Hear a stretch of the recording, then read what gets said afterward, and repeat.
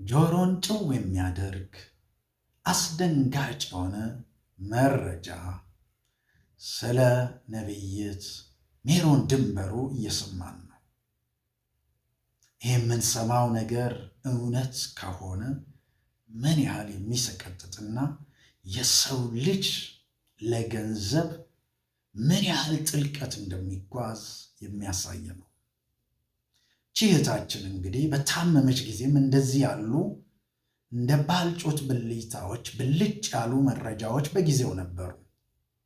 ብዙ ሰዎች ግን ህመሟን ታስታምበት ሰው በእንደዚህ አይነት በሞትና ህይወት መሃል ሆኖ እንደዚህ ያለ መረጃ የምታመጡ ሰዎች ግን ጤነኞች ናችሁ ወይ ብለው ሲከራከሩ አስታውሳለሁ። ያ መረጃ ግን አሁን ወቅቱ ደርሶ ጊዜው ደርሶ ደግሞ ገፍቶ በኃይል መጥቷል። ወንድማችን ንቃም በገጹ ላይ እንደለጠፈው እቺ እህታችን ሳትታመም ታመም ያለው ብላለች ይሉናል።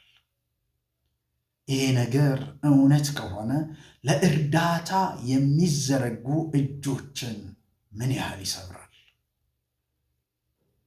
ይሄ ነገር እውነት ከሆነ ለእርዳታ የተዘጋጁ ልቦችን ምን ያህል ይሰብራል?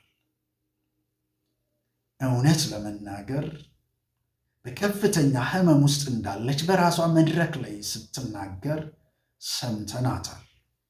ራሷን እንደሳተችና ለረዥም ጊዜ ራሷን የመሳት ችግርና የመሳሰለ ከፍተኛ ችግር ውስጥ እንዳለች ታምም ያለው ብላ በግልጽ ተናግራ ነበር።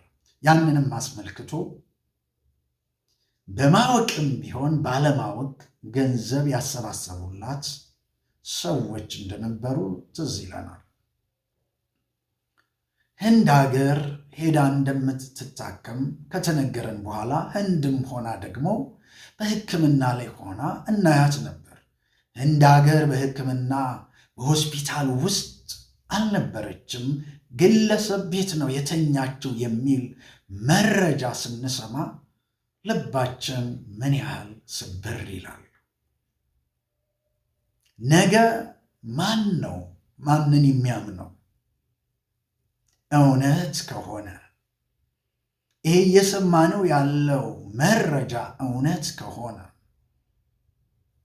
ከፍተኛ ወንጀልም ሆኖ ዋጋ እንደሚያስከፍላት አምናለሁ።